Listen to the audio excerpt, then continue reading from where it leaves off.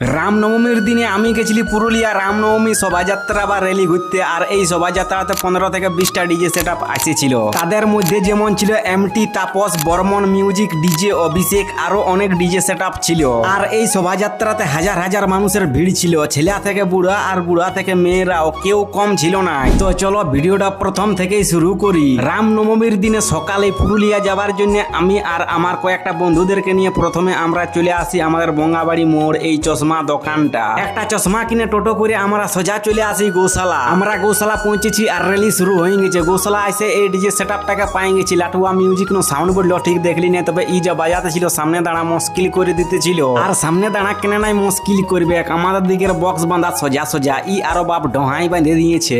এইখানে দেখতেই পাচ্ছ জয় শ্রীরামের মস্ত বড় একটা স্ট্যাচু আছে। তারপর আমরা আগের দিকে চলে আলি। আর এইখানের ভিড়টা দেখো, লেভেলের ভিড়। আর এই ডিজে সেটআপটা আছে ডিজে সুজয়। তারপর দেখতেই পাচ্ছ বিশাল একটি বজরংবলী ঠাকুরের মূর্তি। আর এইখানে দেখছি শরবত দিচ্ছে, তখন শরবতটা খাইয়ে আগের দিকে চলে আলি। আর এইখানে মেয়েরা যে নাচে দিল কোনো বলারই নাই, তবে কোন ডিজে সেটআপ ছিল জানি নাই। তারপর আমরা চলে আলি এম বাজারের কাছে। এইখানেও দেখছি জল আর বুট দিচ্ছে, তখন এক গ্লাস জল খাইয়ে আমরা আরো আগের দিকে চলে আলি। আর কমেন্টে সবাই একবার করে বলো জয় শ্রীরাম। আর এইখানে আছে টুবুরো, কম বক্স দেখাতে পারে কিন্তু ইয়ার যা প্রেসার ছিল এই কাগজি মরিচ গুলা দেখো তবেই বুঝতে পারবে।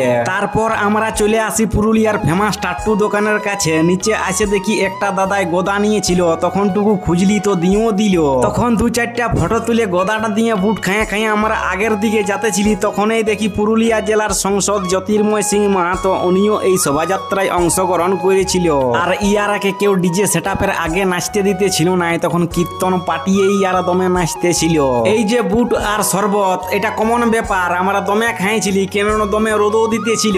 জয়ন্ত একটা গামছা কিনেছিল, তখন আমাকে দিন দিল না, মানে আমি নিয়ে লিলি। এইখানে পেপসি দিতেছিল, আমি গেলি শেষ হয়ে গেল।